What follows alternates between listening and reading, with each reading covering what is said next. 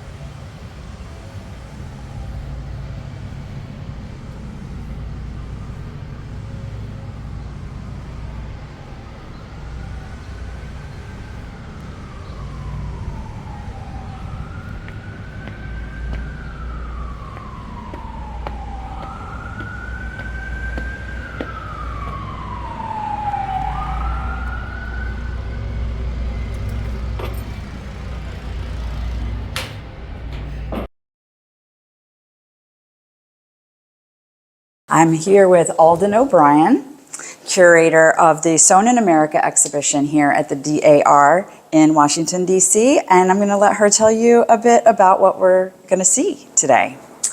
Well, this exhibit, slightly unusually, combines clothing, quilts, and samplers and other needlework with a few sewing tools and patterns and dolls and other objects along the way to look more completely at the role sewing played in American women's lives. And not just American women, but that's what we're focused on here.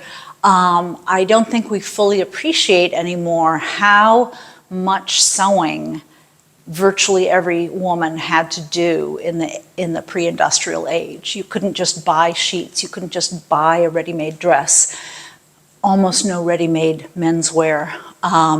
Slowly that changed over the course of the 19th century, but for most women, they spent part at least of many days doing some sewing and some mending and some darning and often knitting.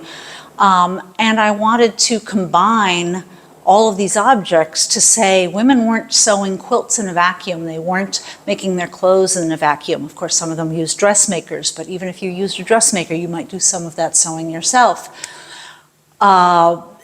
You did a sampler, but then you later did quilts. You made a quilt, but you might also enjoy embroidery. And all of that fun, pretty stuff could only be done in conjunction with and after all the plain sewing, ordinary, supplying your household with sheets and towels and underwear and shirts and so on was done. So I wanted to look at all of that in one exhibit, and it just sort of gets the quilt people looking at clothing and needlework. The needlework people get to see their things in the context of clothing and quilts, and the clothing people realize what else is being produced and used in the household. How wonderful. I love that context. Putting things into context is so important because nothing happens in a vacuum. Nothing happens in a vacuum. No, it certainly doesn't. And it's a much more complete view of women's lives, which I think is always worthwhile. Absolutely. So could we start with that necessary or plain sewing? Let's look at the necessary sewing. All right, let's go to there. All right, so this is the plain sewing that a woman would have had to do day in and day out. Can you tell us a little bit about what we're looking at? Well, you're a housewife or the daughter of the house in 1750 or 1800 or 1850 or 1890, and you would be doing a lot of the sewing at various points. And there'd be seasonal changes of, you have a spurt of sewing when you have to get the spring clothes or the fall clothes ready, but there's a kind of a constancy that we see. I've been reading many, many diaries of women from the 1740s all the way to the 1920s and all across the country. And there's just a lot of sewing happening, anywhere from 5 or 8 to 20 or 25 days of the month might involve sewing. Wow. Depending on the time, depending on the person, depending a little bit on the class and so on. But it's not the only thing they're doing. You know, they're taking care of children, and they're cleaning, and they're cooking, and they're doing things, and they're having visitors and whatever, but they're also picking up some sewing almost all the time. And everyone's saying, well, just keep your work basket near you, because anytime you have an idle moment, you should be picking it up, and you should be hemming that sheet or darning that sock.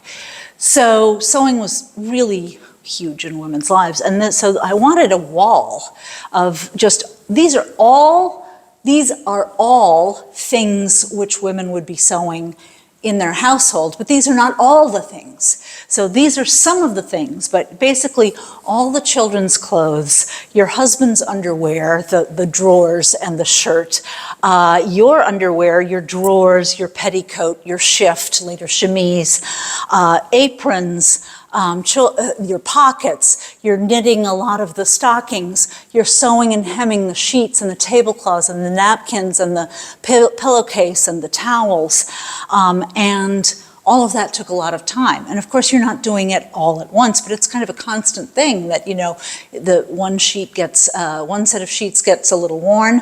The first thing you do is you take them apart at the center seam.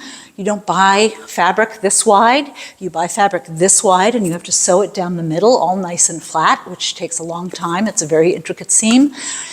When it gets worn in the middle, you cut it apart and you turn it back in and you re-sew it to get more use out of it. So, you know, there's a lot of upcycling and recycling and mending and reusing that gets done. And eventually you might have to then cut that down and turn it into a pillowcase or something using the less worn parts of it. So this is a constant stream of either replacing or repairing or making something, cutting down something, to continue to supply your household with the household linens and the clothes. And the diaries of women are also full of things like, I cut down my wrapper to make a dress for my daughter.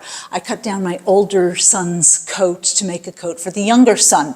Now, why that particular woman didn't just wait until the younger son grew into the size of the other coat, I don't know. But you know, this is the kind of thing that it's just a constant thing.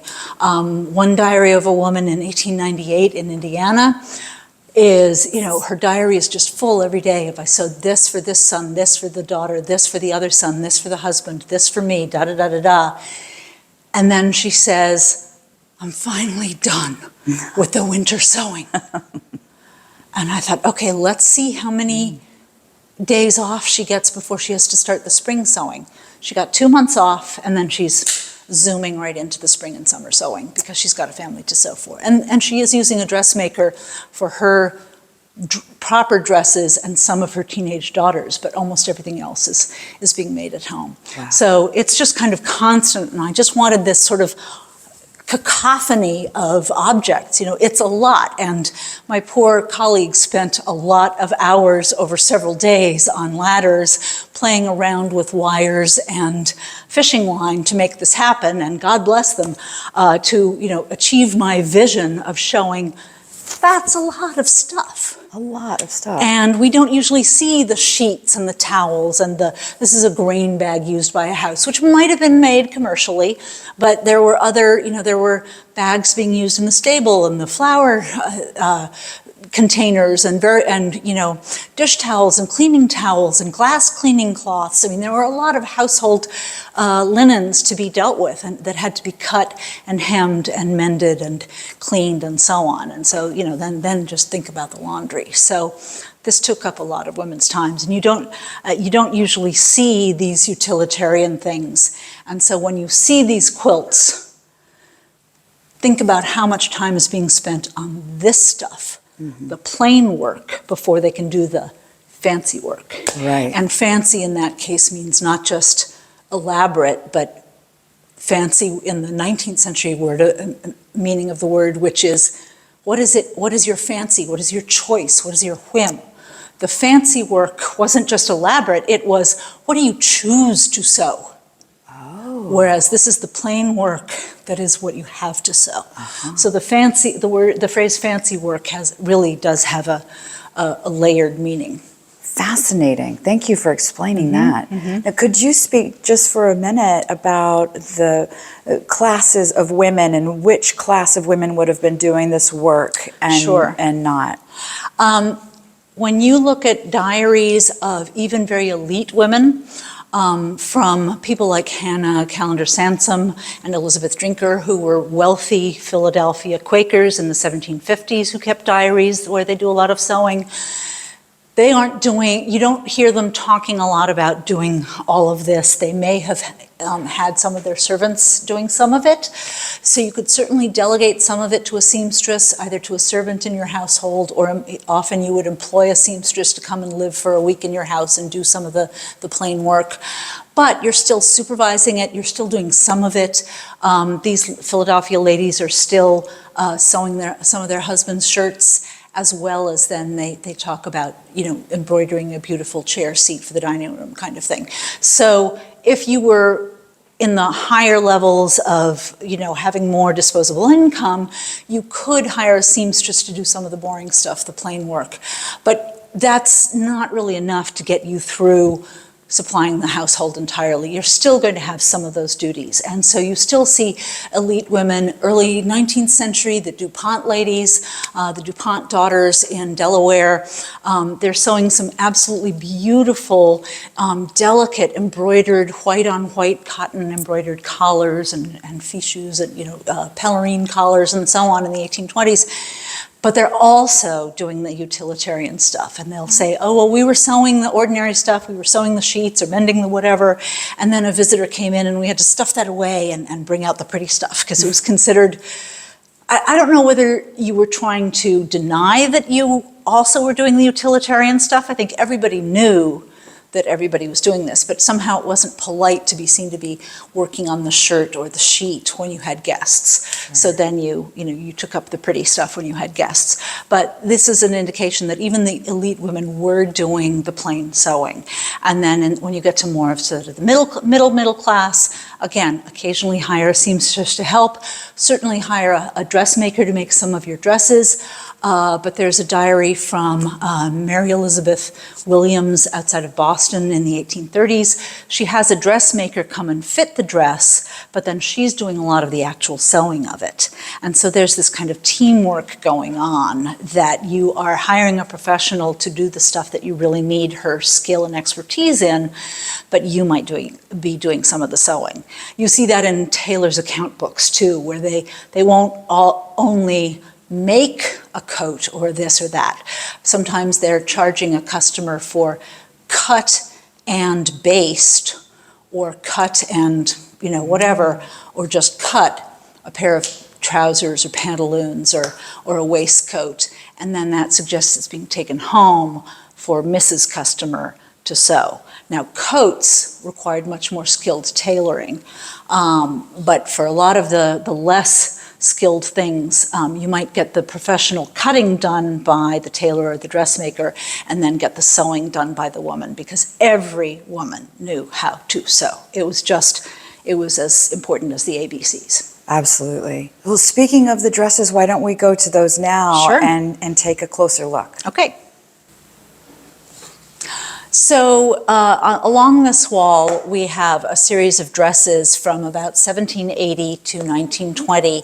And the point I'm making here is that there was sort of an evolution in the construction of clothing, where in the 18th century, a dressy dress like this, there were more casual dresses you could make at home. The short gown and petticoat were, very common everyday wear for many people. But if you were wearing a fashionable gown, you really had to rely on the advanced skills of a trained mantua maker or dressmaker. You didn't have flat patterns really. There's some documentation of the process in one document that suggests that maybe she's doing some form of flat patterning, but you didn't have commercial patterns. You didn't have paper patterns. What you had was draping, and you had the customer dressed in her corset and the mantua maker pinning the fabric and tucking it in underneath to preserve the fabric as much as possible because it's expensive fabric and you want to save it and allow it to be remade later on, either for that person as her size changes or as styles change, or remade for another person later on. And this is very, very common in 18th century fashionable dresses. We have many, many dresses with fabrics that can be dated 10, 20, 50 years earlier than the style of the dress. Now this is an original unaltered dress of about 1780, but it's been draped by a very skilled mantua maker, which is the period word for dressmaker. And this is not something you can really do by yourself at home.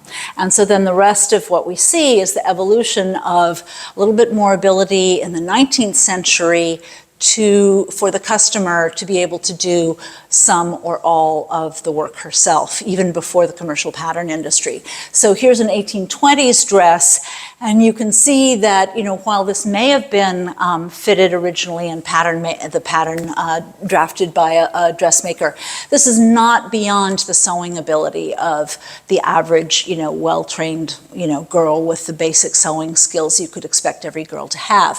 So the Quaker lady who owned this may have done the sewing herself. We have a photograph of what it looked like. It's a beautiful, lustrous satin. The Quakers were famous, the famous phrase, of the best sort, but plain. They had very good quality things, but they insisted on them being plain. And it is up to date in fashion. They are not fossilizing the fashion at all here. So she's got the fashionable puffed sleeves of the 1820s, and she may very well have had a dressmaker to draft the pattern, but she herself could have sewn it herself. And I wanted to show the contrast between the early 19th century and the later 19th century. By 1886, when this reception dress was made, certainly built by a very fashionable and skilled modiste or almost couture level dressmaker, and probably her workshop of seamstresses. This takes a lot of very skilled dressmaking. The commercial pattern industry does exist by now, and some professional dressmakers are using it, but very possibly this one was drafting a pattern from the customer's measurements. And it's quite elaborate, and it's got lots of many more bodice pieces to be perfectly fit to the corset, and it's got boning at every seam, and it's got this very elaborately stacked, pleated, draped train, and so on and so on. This is the picture of what it looks like when it's right side out. Whatever trim it would have had on the neckline has now been removed, so it certainly would have been more elaborate around there. It probably was some beautiful either beaded chiffon or very beautiful expensive lace, which they have removed and probably reused on some other garment at some other time. But the contrast between these two really shows you how much more elaborate it gets throughout the period. And so in a sense, you need the dressmaker to do this. On the other hand, you also now have the commercial pattern industry and pattern drafting systems, which can help you, the home seamstress, draft a very nice custom-made bodice for you to make something elegant and fashionable at home. Thank you. And I noticed you've shown these wrong side out to show us the construction, which is really unusual to see. I don't think I've seen this in an exhibit I've seen before, so it's a little unusual. But I thought, this is an exhibit about sewing. Let's show the sewing. And so you can see, the stitches, which are not absolutely perfect and even, but she's used this little linen tape to sort of stabilize the waistband here, and she's just got a whole lot of back stitches to do that. And you use back stitching, which is a very powerful, strong seam around the arm's eye, because it's many more layers, and you really need to get it firmly in there, and it's going to undergo a lot more stress. Whereas here on the seams, where it's just the two selvages of the skirt panels meeting, you can just do that in a very quick running stitch, and because it's not going to undergo any stress, and it makes it very easy to take it apart if you need to reconfigure it later on. And then it's, you see a lot more elaborateness. You see these pads under the arm. The corsetry of the 1870s and 80s really kind of pushed the flesh of the boobs up, and you got this sort of muffin top effect. And so you often in these dresses of the bustle period, you see these pads which are just creating, making that muffin top smooth out so you don't see any bulges from the right side out. And then they've got the dress protectors to protect any perspiration. Of course, she's wearing a chemise under there and so on, but you know, that doesn't stop the sweat stains. So in this period, you often have these dress shields as well. So you can just see a lot going on. It's fully lined, which this one is not. It's got the dust ruffle. It's got interlining. It's got another little pleated ruffle. There's, you know, some interfacing in there. There's a piece of elastic here to kind of contain all of those box pleats so they don't just splay all over the place. You get the graceful drape that you want. And you can just see all the workings and how elaborate that is and how it would take a skilled dressmaker really to make that. It's fascinating. And for those who don't know, I mean, this was hand sewing. Some of this would have used the machine. Probably the main seams on the skirt would be using the sewing machine by this time, but the sewing machine didn't completely liberate everyone from hand sewing because it wasn't suited to doing a lot of these curved seams, and you couldn't finish the seams with it. They didn't have a serger. So you look at these dresses of this period, and you know this little facing of the wrist. That's all hand whip stitched because that you're not going to use a sewing machine to show the seams on the other side. So the sewing machine didn't really, it certainly simplified things to an extent, but there were a lot of tasks within a dress project that had to be done by hand. Fascinating. Can we move on to these other three here?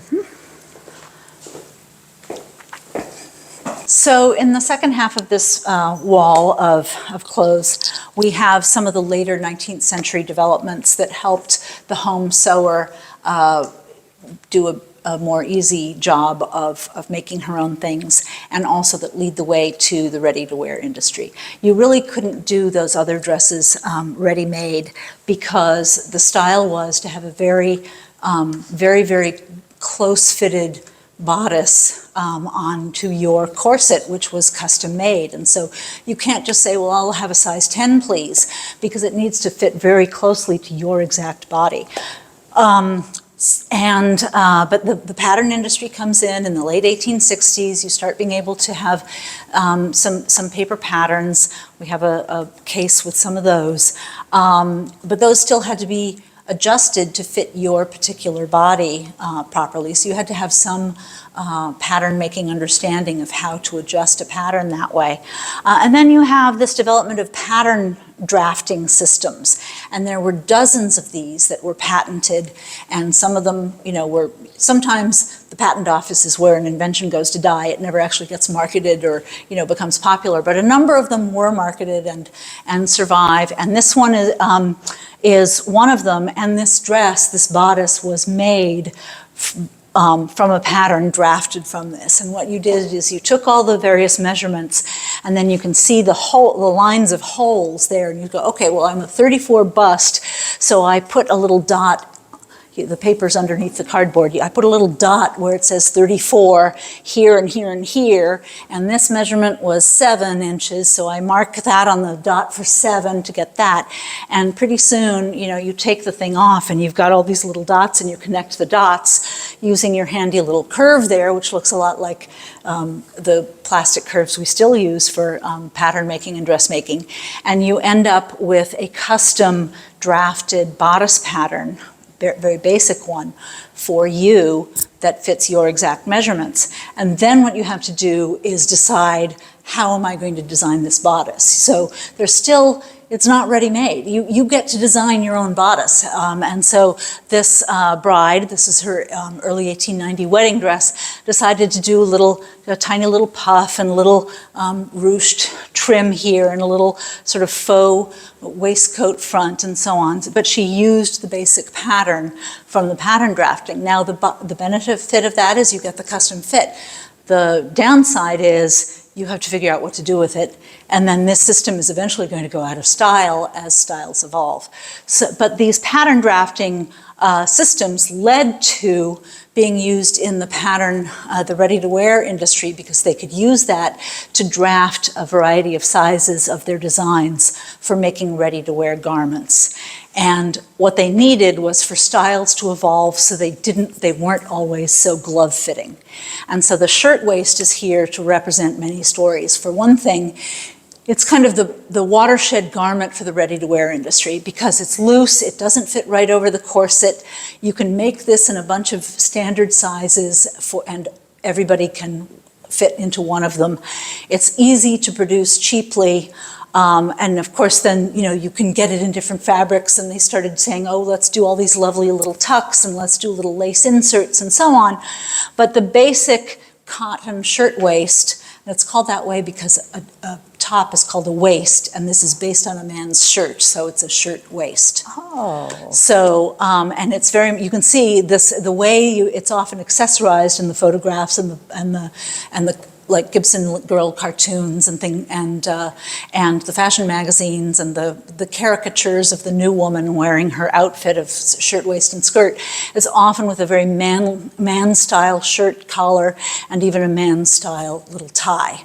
And so this is the new uniform for the young woman. And so everyone from society ladies, there's the famous portrait at the Metropolitan by Sargent of Mr. and Mrs. Phelps Stoke, and she's wearing a little shirtwaist outfit with a jacket.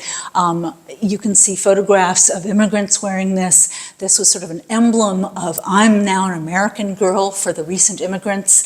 Immigrant women, especially Italian and Jewish ones, are working by the thousands in the shirtwaist factories, and they're wearing shirtwaists. You can get these at every price point, and it was considered a very uniquely American garment and look. Not that it wasn't worn elsewhere, but it was a very distinctly American look, sort of like blue jeans.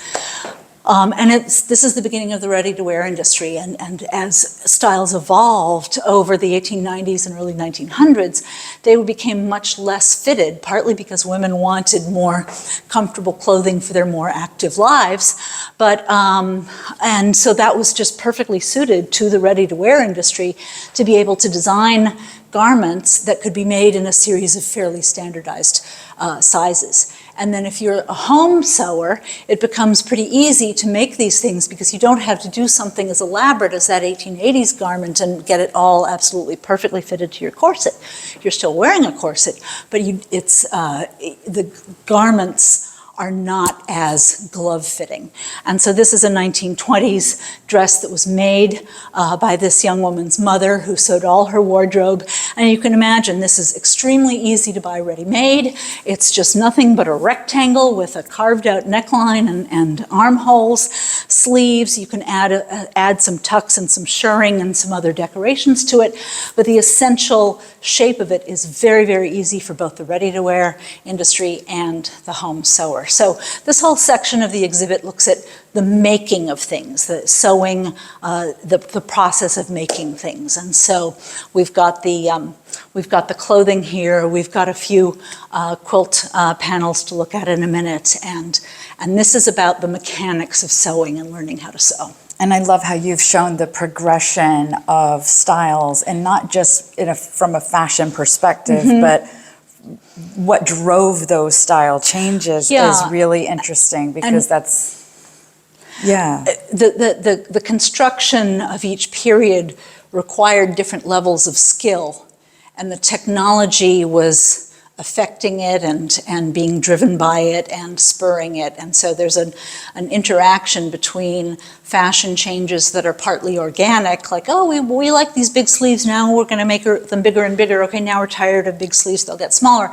So some of that is going on, but some of it is the interaction with, oh, we now have this new technology of the sewing machine, so let's see what that can do for us. And now we have the new technology of the pattern drafting system and the paper patterns. Let's see what that can do for us. Wonderful. So we haven't shown you any quilts yet, but we're about to do that.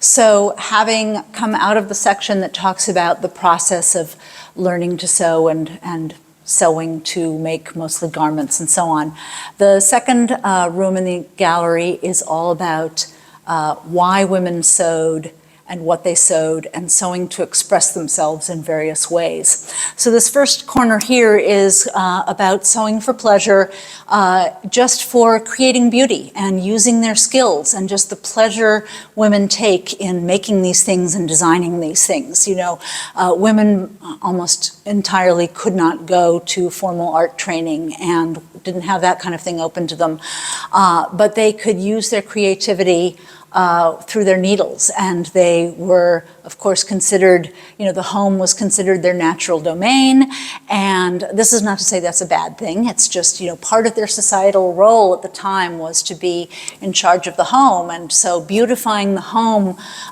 with the products of their needle was one of the things that's going on. And so I chose this particular quilt because any of you who actually make quilts, which would not include me, I just admire and research, but the Mariner's Compass design is very tricky, I know. It's very hard to get all of those little tiny pieces to lie flat, to be perfectly aligned, to be the right size, for the points to come together, for everything to come together in this. You know, it's not to be taken for granted. It takes a lot of skill.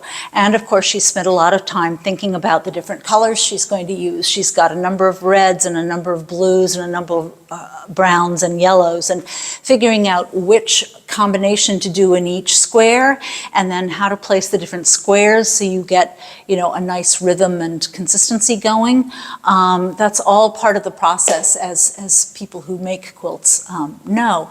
And so I just wanted to use this as an expression of an example of a woman who is making a beautiful functional thing for her bed or the guest bed or whatever bed, but she's using a lot of skill and a lot of taste and a lot of creativity. And so this is one of the ways women use their needles to express themselves.